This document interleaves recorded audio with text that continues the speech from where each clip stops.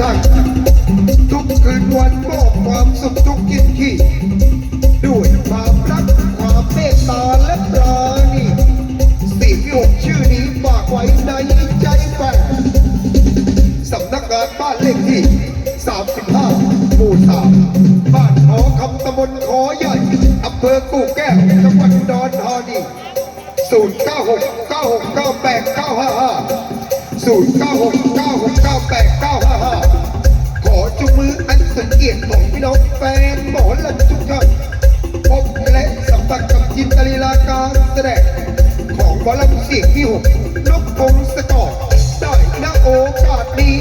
เชิญครับ